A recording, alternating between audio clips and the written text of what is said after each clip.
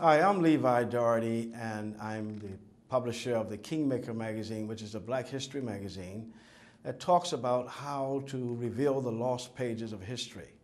I'm happy to be here today talking to a great humanitarian and congressman who have given his life primarily helping others to be better and to make this world a better place.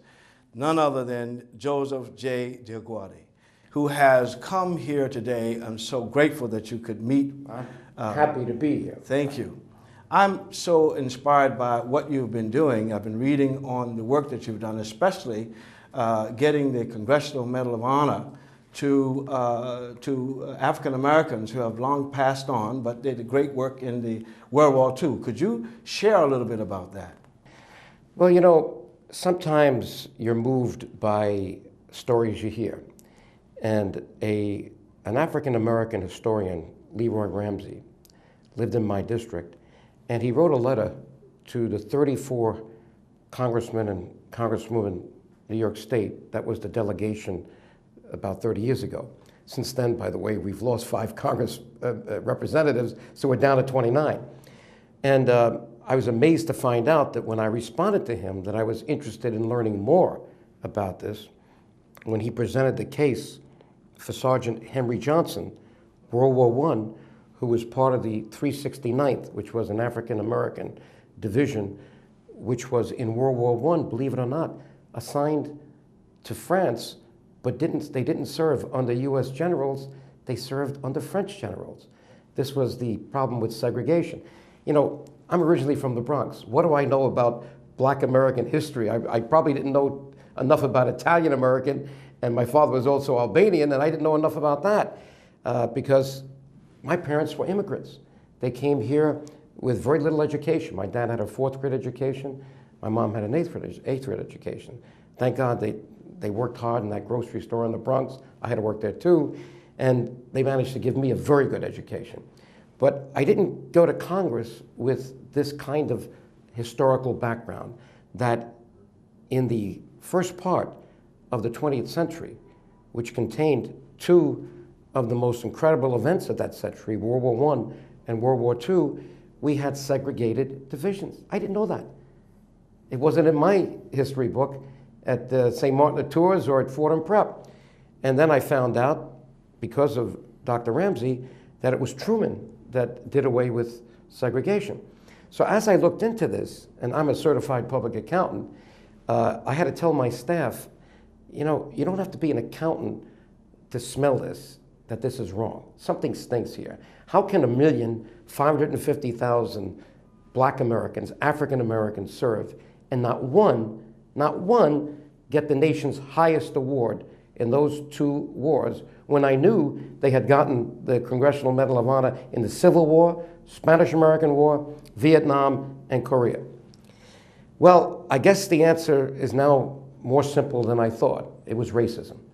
And when I brought the issue up, the national columnist, Bill Raspberry, did a big story, and I think you may have it in the papers that I sent you. And he liked the quote I gave at the end, because he said, well, what's preventing us from doing this, Joe? I said, would you believe, Bill, that there are statutes of limitations, and there's a 5-year statute? In other words, if someone is recommended and, you know, and they say no, after 5 years, there's no going back. Right. And I said, Bill, you know, I was a tax partner at Arthur Andersen, and I know something about statutes of limitations. But you know what my feeling is about that? Statutes of limitations are for criminals, not war heroes. And he loved that line. He put it in the article. And in a way, it's true. Why can't we open the statute of limitations with a bill in Congress? So I introduced 2 bills with Mickey Leland. Now, Mickey Leland was an African-American congressman from Houston. Now, you might say, well, how did I get to know Mickey? Well, would you believe that I'm a fiscal conservative Republican, a pro-life Catholic, elected in one of the most liberal Democratic districts in America, the lower part of Westchester County. And I ended up getting the largest African-American population of any Republican in America. And I decided I was going to serve them. And one of the things I decided to do to show that I was honest about saying that was to pursue this story. And what I found out was that there was discrimination and racism. The military wouldn't admit to it. But my persistence paid off when, after getting over 150 signatures of congressmen, both sides of the aisle, the Secretary of Defense called me to say, Joe, I know you and Mickey are doing this. I know the military is not inclined to do it, but since you seem to be going after this and you're not going to quit, I want to tell you that you may not be doing the right thing by getting the 218 signatures you need to issue these medals, because there may be other African Americans that deserve it more, or at least as much as the two you picked. So we went to his office with Mickey Leland, and the answer was a study in which they would look at every African American who got the second highest award in both World War I, World War II, and in the Navy in World War II. Because we had black Americans serving in the Navy, but guess where they were serving? In the kitchen? In the kitchens. That's right. And we had one, Dory Miller, that came out of the kitchen because his commanding officer was mortally wounded by Japanese Zeros, right. And he took the gun and shot down 4 of them. Now they have a battleship named after him. They gave him the second highest award, and he even served in another ship afterwards and died before the end of the war, but they refused to give him the Congressional Medal of Honor. I'm still working on that one in Mickey's name. By the way, Mickey Leland, on a humanitarian mission to Africa, Ethiopia, with food, died in a plane crash. Amazing. So I had to carry this forward myself. When I left Congress in 1988, I continued to do this work, and in 1991, President Bush found a good reason to issue the first one to Corporal Freddie Stowers. But this is still unfinished business. Still unfinished business. Yes. You've been listening to Joe Dioguardi, who has given his life for work in this nation and in the world.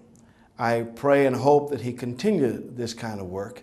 And all of you who have the opportunity to get to know Joe, please do so on his website, which will be announced.